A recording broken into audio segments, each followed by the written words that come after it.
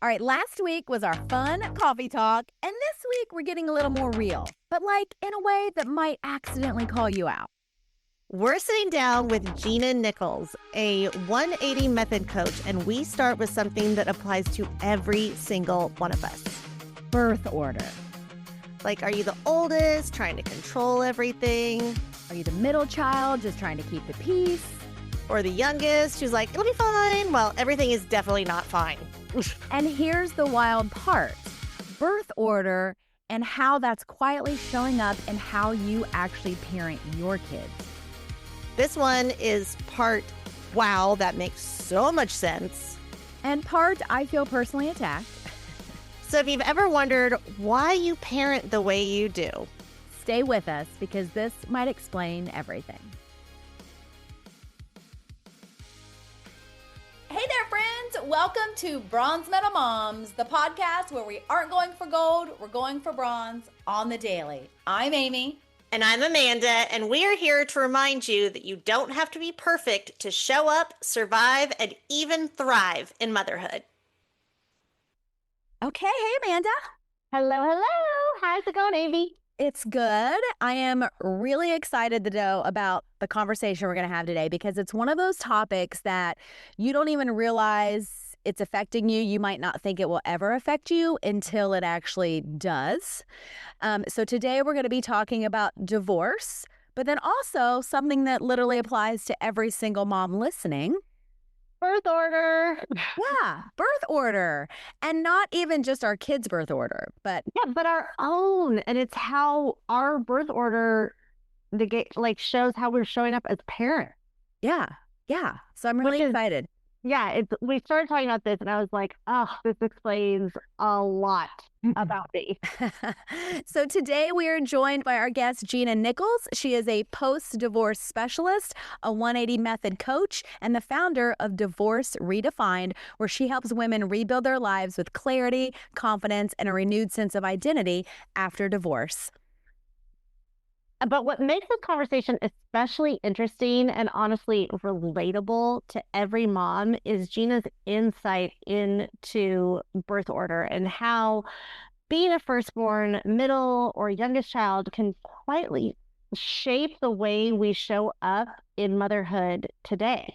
Yay! So I'm really excited for this conversation. And Gina, we're so glad you are here. Thank you. It's great to be here. Yay. Welcome to Bronze Medal Moms. Okay, I want to talk about some birth order stuff too. Okay. Speaking of switching gears, let's flip it. Well, especially because you said, so I grew up with just a sister.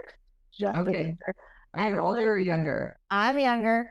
I have an older sister. And she and I are super tight, super close.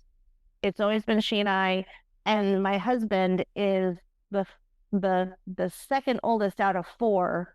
To me, it's just a whole mess of kids. And then we had a mess of kids too.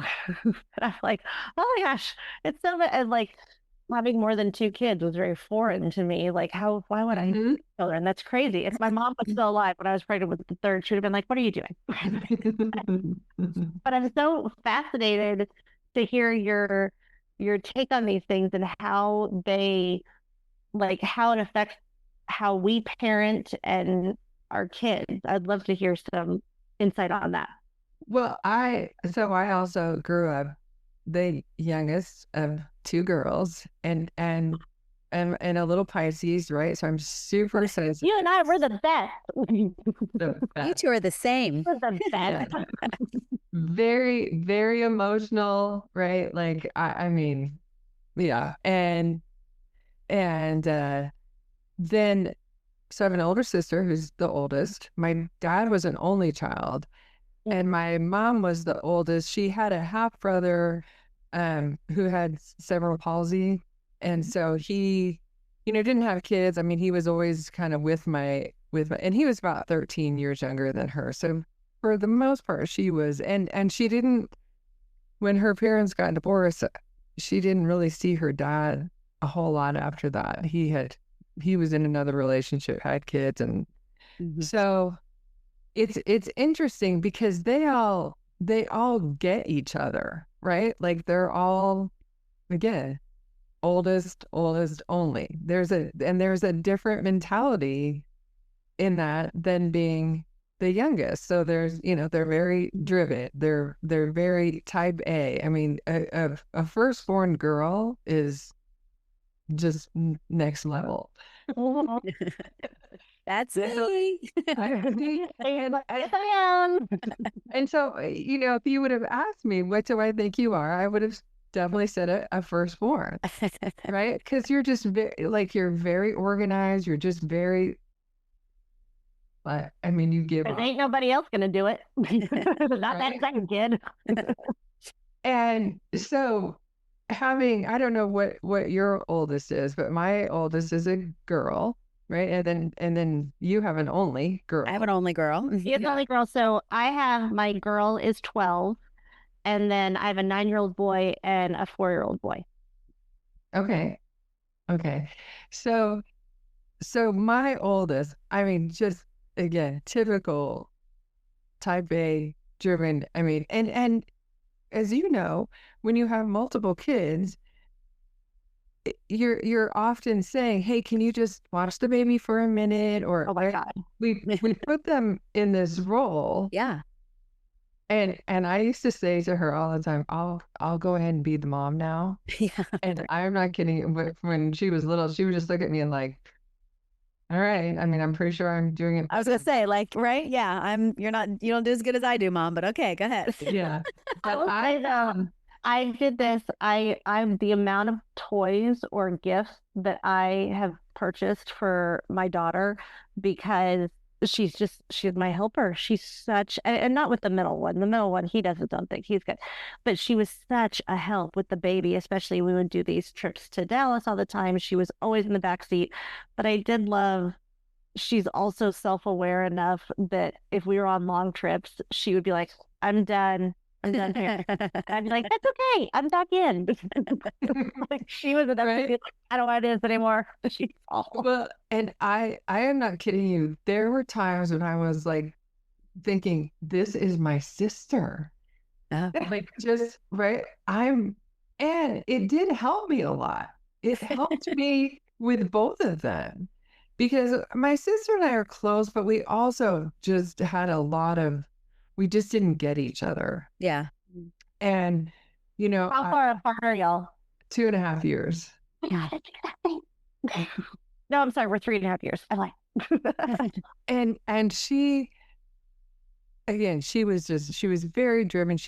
We both did well in school, but she wanted to, and I just did because they said, well, if she can do it, you can do it. So, and my dad was an engineer. She was an engineer. And they said, you need to be an engineer. It was terrible. Like it was terrible.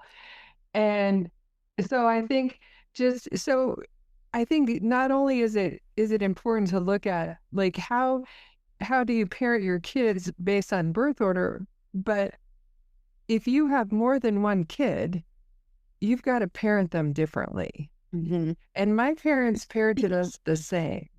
And it worked really well for her, and it didn't work so well for me. Yeah. Right? It's so interesting you say that. My sister and I, because we're so close, I think this is why we're so close. And I have, my mom has passed, but I have a wonderful father. I had wonderful parents.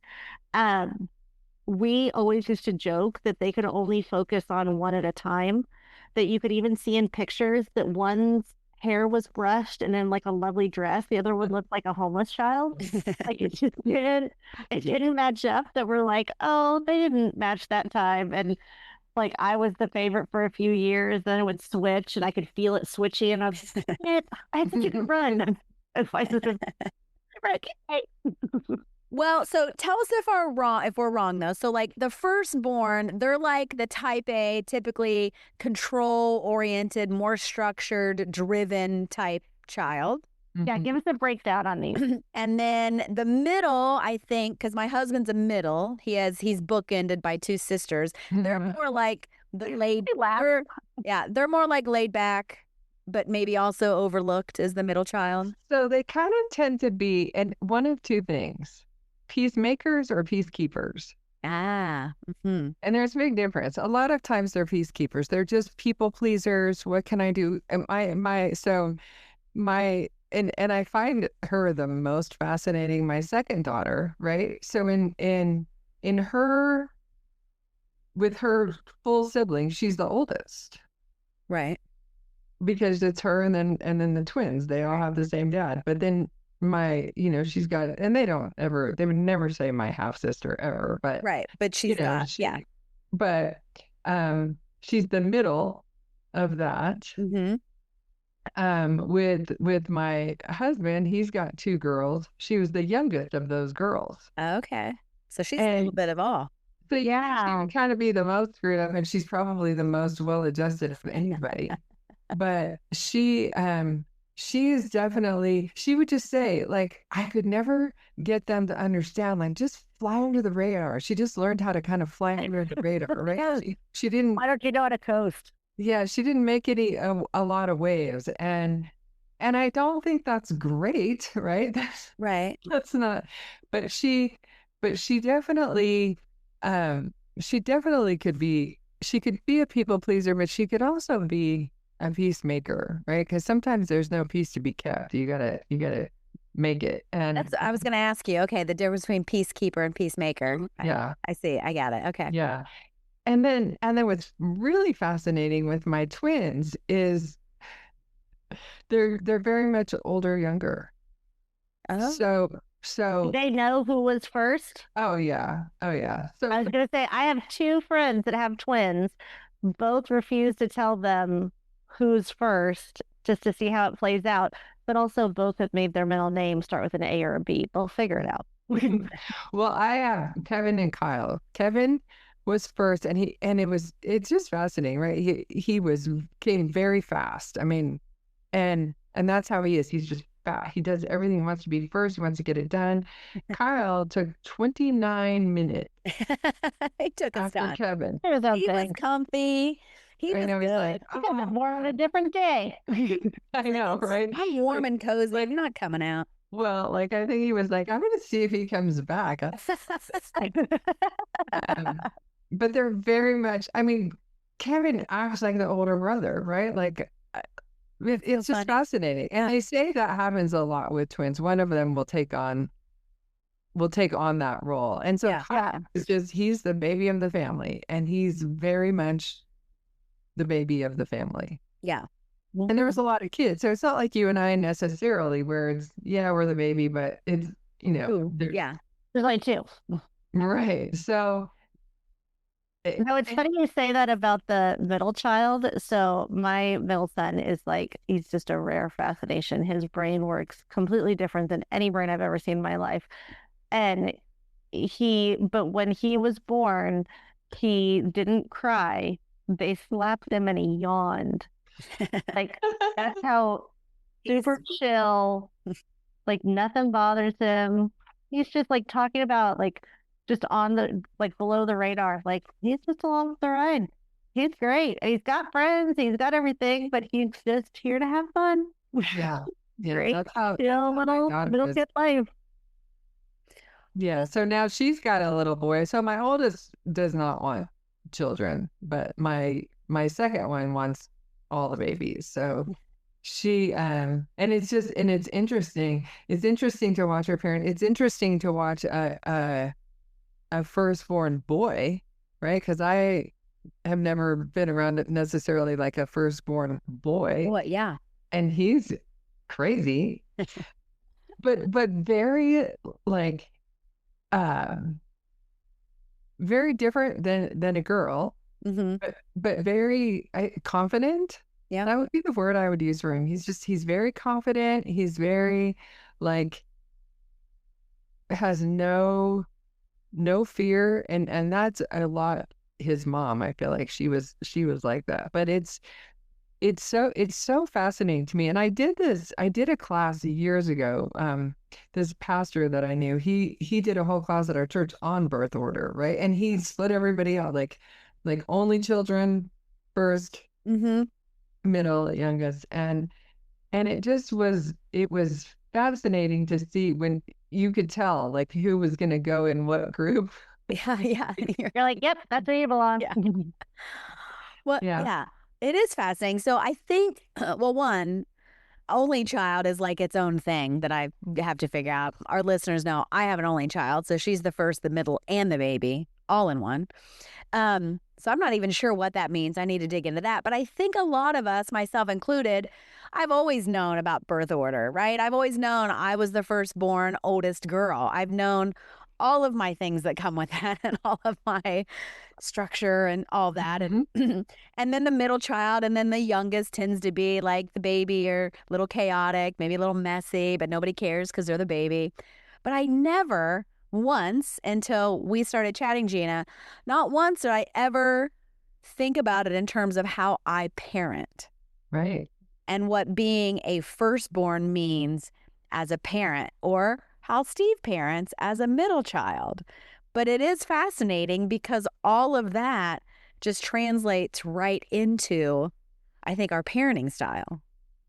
Oh, I can tell you one thing right now, and my sister will probably listen to this. I don't give a crap. It drives her bonkers that I let my kid eat food in the living room. It makes her skin crawl. And she's like, well, this is why you have stains on your couch. And I was like, yeah, it's a couch. It's supposed to have stains on it. That means we use the couch. I love the couch. We stayed at my sister's house. So we went to Dallas. And even then, I was like, I don't know, guys. Like, she wasn't even there. She was out of town. And I was like, you got to eat that at the kitchen table. She'll get real pissed. And they're all like, yeah, we know. She just, and she doesn't. She has this perfectly stain-free couch. Never have food in the living room.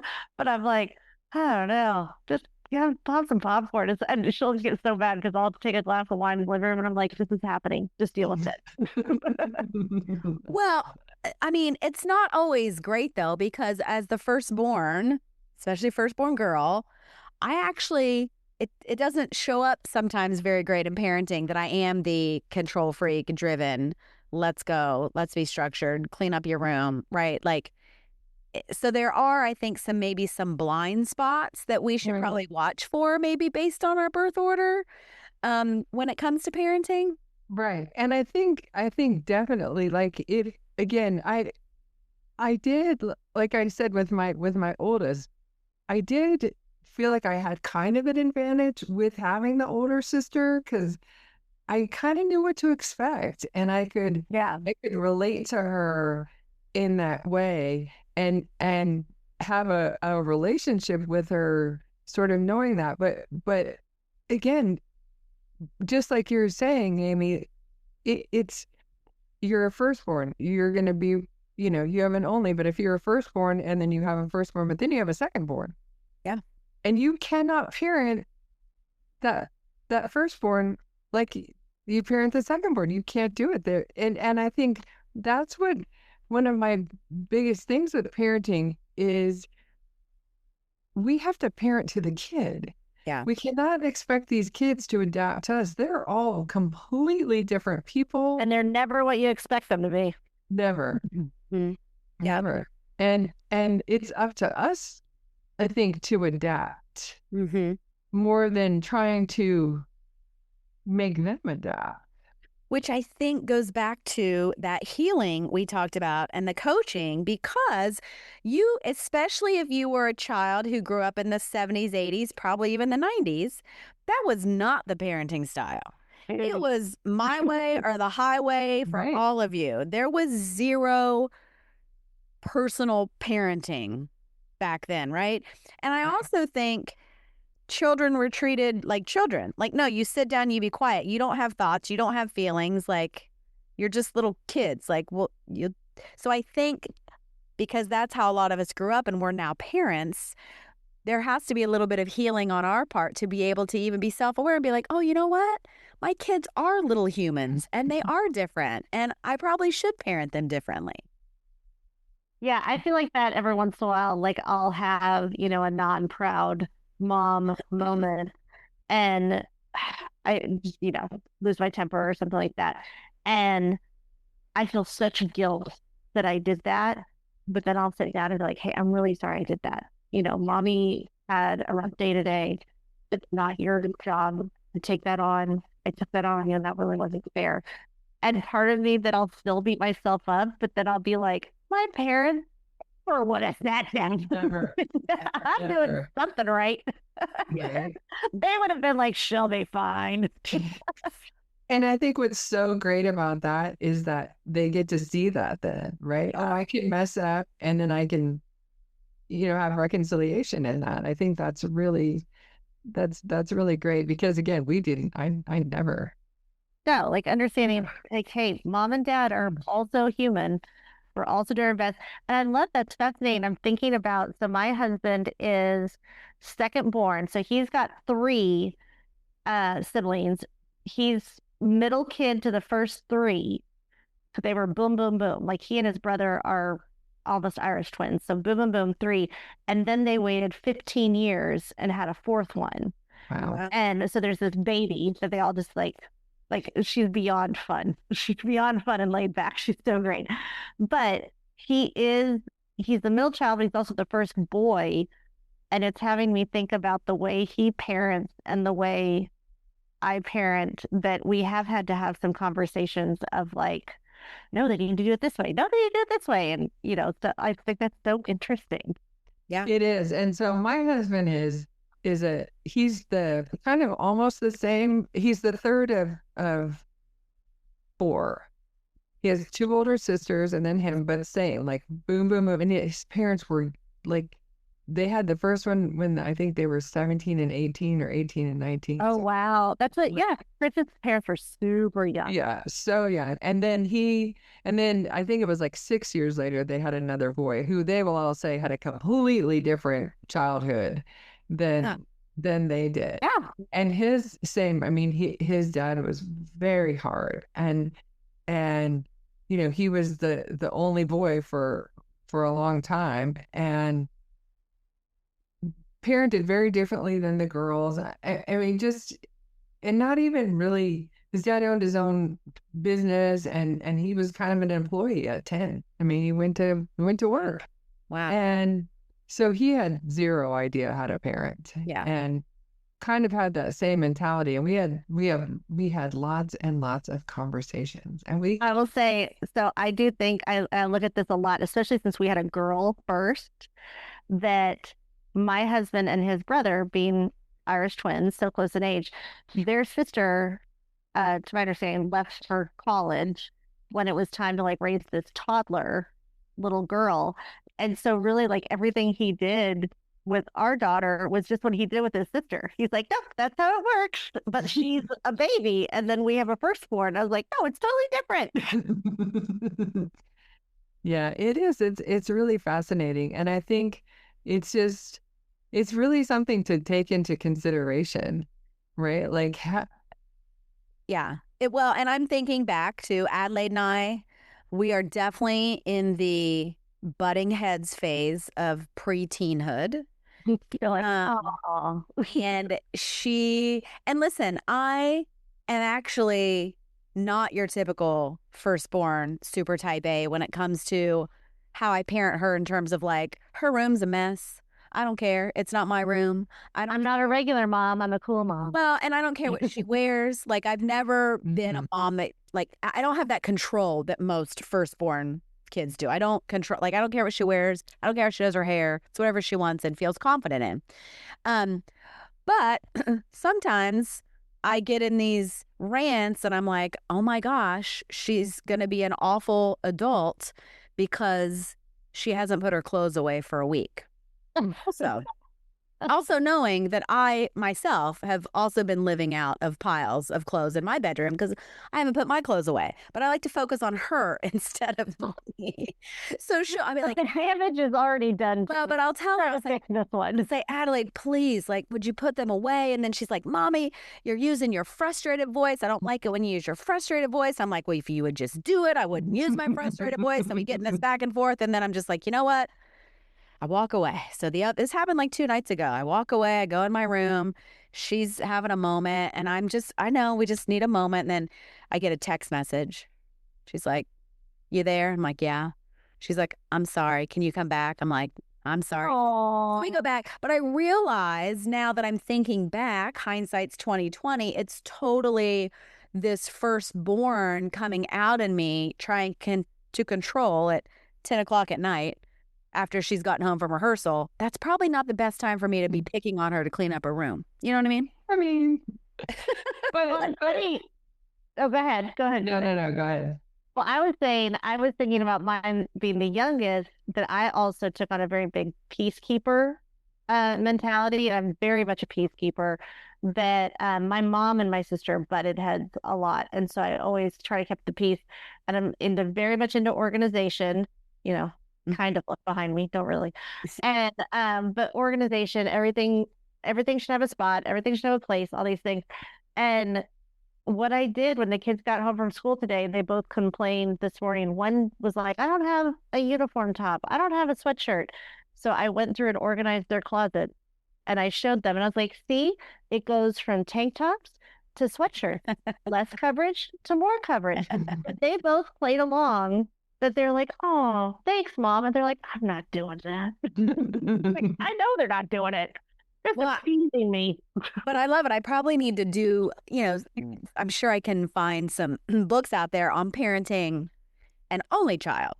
Yeah. And she's, I know there's a lot of stereotypes out there on only children that I have to say there might be based on truth, but not with our kid. Like, they say they're selfish. They don't have friends. They don't know how to share. Well, I've always heard only kids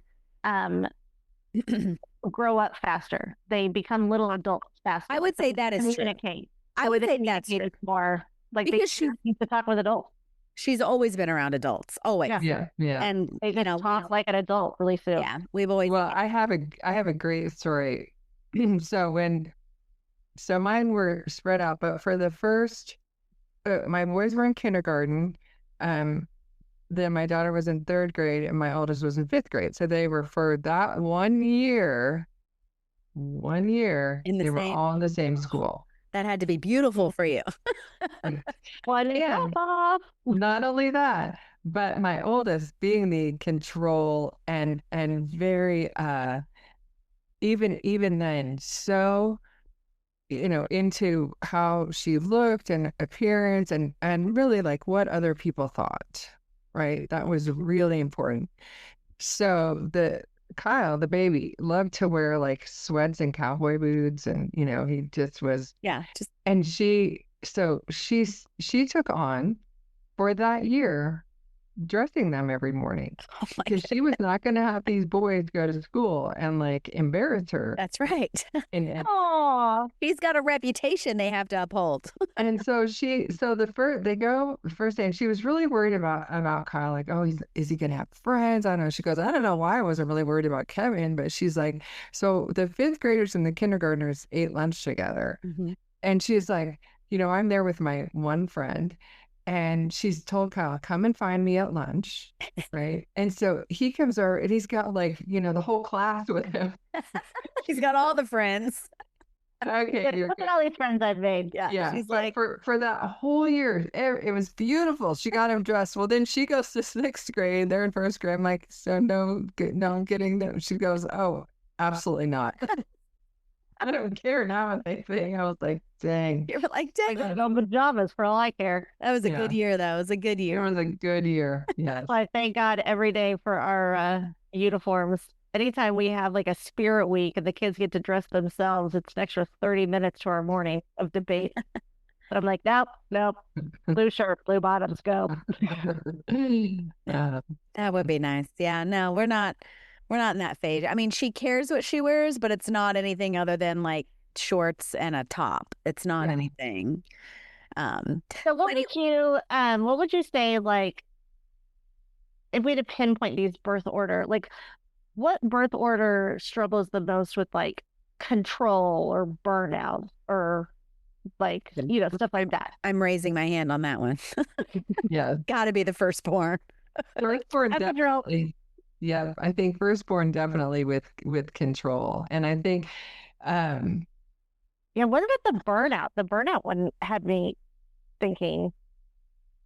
Yeah, I think both firstborn and middle, because middle kids, again, are constantly trying to keep the peace. They're constantly trying to just be the people pleaser, right? Like, don't make any waves. Yeah. And I think too, it's hard for them sometimes to find their place, right? Like, you've got a very, for the most part, self-assured oldest, right? And then the baby's just, I'm the baby, right? Yeah. On the flow, kind of whatever. But I think, and I again, my sister didn't have kids either. It was interesting. Neither my oldest daughter nor my firstborn sister had kids. She has a stepson, but she didn't have kids. And we would have parented very differently. We would have parented very differently. I think she would have parented more like you wouldn't be eating on the couch. Right. That's it. I was going to say that is the phrase that drives me nuts that my sister uses when we're talking about things. She'll say, "Well, he just parent differently," and I was like, "That's code for you think I'm doing it." I can read into that, right? Because I think I'm not ready. think they're right. Right. Oh, we just parent differently. Yeah, we do. Spoken like a You're right. firstborn. Yeah. Spoken like a firstborn. Like, yeah, I know what I'm doing. You don't know what you're doing. I wonder which one, first, middle, or youngest, would put the most pressure on their own kids. Firstborn. Firstborns? Oh, Yeah, I know. I was afraid it was going to be me. because again, I think it's that control. Yeah. And you're, and we as parents do that to the firstborns, Yeah. right? I mean, we kind of create the monster in a lot of ways. I True. mean, Yeah. when you think about it, because we just rely on them so much. If you have other kids, and I think in your case, like you were saying, I mean, she's always been around adults. I mean, I think in some ways it's a great thing because she can function well, right? But I think you've also done a great job of getting her, she's so involved in the theater, so she's around kids all the time, right? And then kind of gets to come home and just be a lazy young kid. I think I say this on like every third podcast. I probably say this at least once a month. The trick to having multiple children is finding the single child family that wants your child to come over all the time and every time spin them off.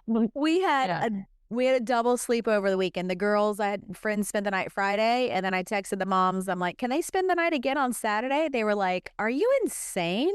I'm like, I have an only child.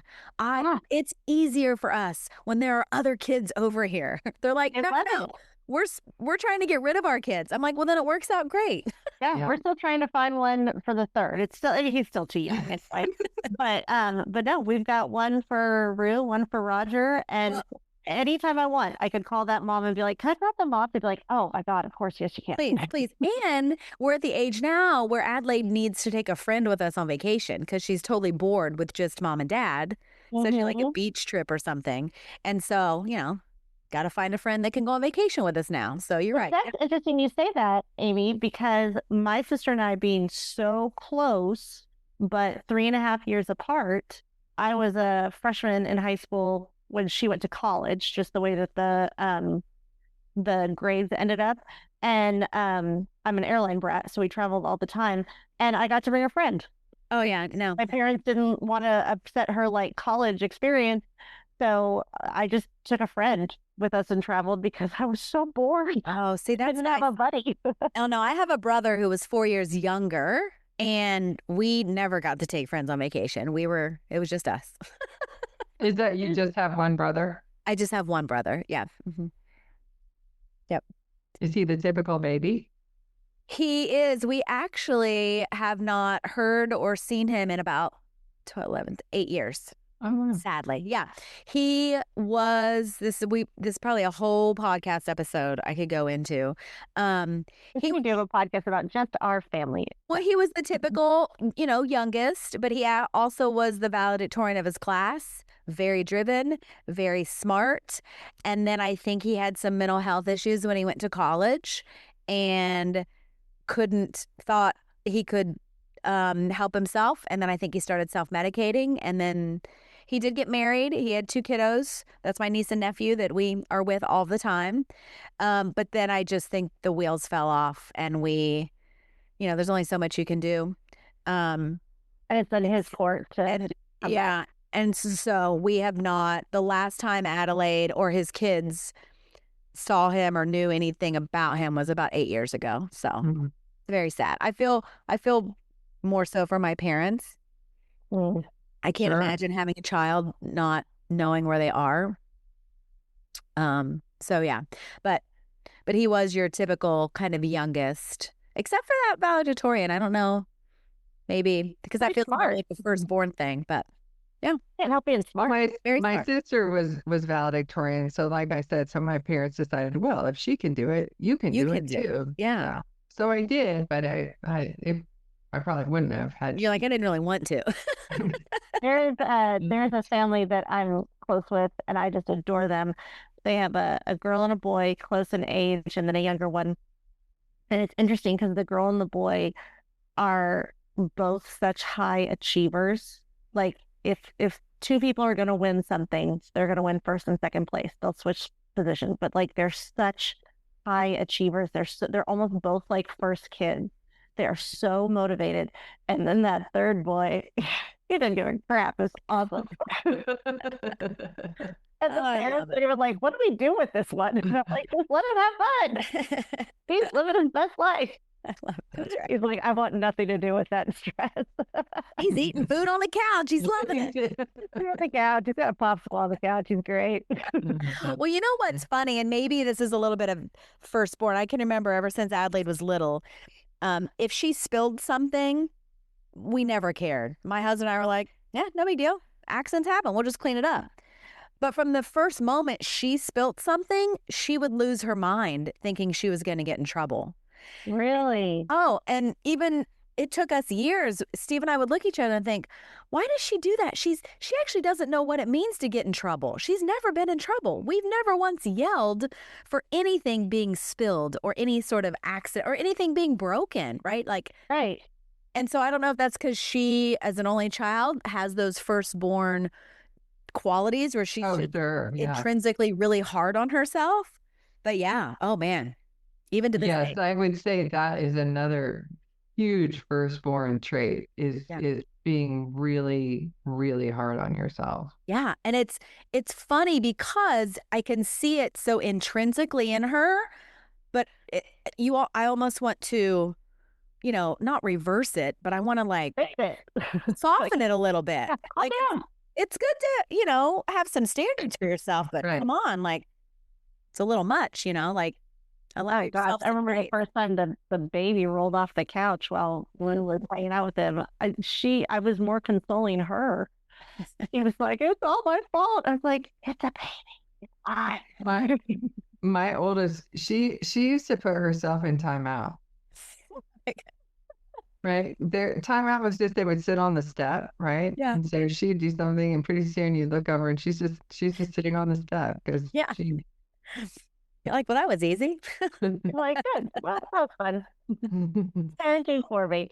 Well, so Gina, if there is a mom listening, because I'm sure there's a Bronze Medal mom out there listening, and they're thinking whether it's the divorce conversation, even just maybe the relationship conversation, Mhm. or even struggles with parenting, and they're like, oh my gosh, this is totally me. What would you say to them? Again, I think I would say, first of all, give yourself a lot of grace, Mm. especially with the divorce and with the divorce with the parenting, because I think one of the things when and we didn't really talk about this, but sometimes when you're a divorced parent, you can give in too much and be too, and then you're trying to, they talk about the Disneyland dads. I mean, I think Disneyland mom, whatever. So I think one, just give yourself tons of grace, and then really do the healing, do the work, And I think because that's what's going to help you, and that's what's going to help your kids more than anything. When you can show up as the healed version. I mean, you know, I mean, you've gone through it. You're a different parent probably now Oh, yeah. than you were before you went through the coaching. And I think just to be able to just do the work and then just be nice to yourself. Mm, that's such good Be advice. nice to yourself, because I love was that. always very nice Be to myself. kind. Be kind to yourself. Yeah, Well, I especially think as women, we are hardest on ourselves. 100%. And I think too, when we hear that people being hard on us, we just take that over. Oh, yeah. Right. We internalize it. Mhm. Right. Yeah. Right. I used to hear all the time when I was a kid, right? Because I used to cry all the time, and they always say, "What's wrong with you? You know, what's the matter with you?" And I would say that to myself all the time, and then I would answer, and I would say, "So much," Yeah. you know. Mhm. So I think just learning to be nice, to be kind, to do the work, and then really to learn about your kids Mhm. and kind of what makes them tick, as opposed to how you work, thinking that's going to be how they work. Mhm. Instead of assuming that you're going to be exactly the same. Yeah. So true. Because especially if without that, you're just kind of as a parent beating your head against the wall. Yeah. If you're trying to force something that's not, working, or it's not how they tick. Mhm. So Gina, let us know. Oh, sorry, Amy. okay, no, go. I was going to say, let us know, how can people connect with you if they want to learn more or partner with you or get some of your advice, all that good stuff. I have a website. It's GinaNicholsCoaching.com. And then I'm on Facebook and Instagram. So Gina Nichols on Facebook, and then Gina Nichols Coaching on Instagram. Awesome. Fabulous. Thank you so much. We will make sure to get those links and put them in the show notes for our listeners. Gina, thank you so much for being on. Thank you. Well, fun. This is so informative. I know. Thank you. I feel like we could just chit chat forever. So maybe know. we'll have to do this again and dive deeper into something. I would love that. Yay. All right. Thank you so much. Thank you. Have a great night. Bye, guys. Thank you. Bye-bye. Yeah. Thanks for listening to our moms on Broad's Middle Moms. Don't forget to subscribe, share with your friends, and leave us a review. We'd love to hear from you. See you soon. Hair up high, coffee in my hand, baby on my hip, still making a stand. Oh yeah. Burnt toast breakfast, cartoons way too loud, mascara smudge, but I'm still proud. Carpool chaos, homework on the floor, I'm tying tiny shoes like I'm heading on tour. Sometimes I'm raging in the minivan line, sometimes I'm crying in the bathroom.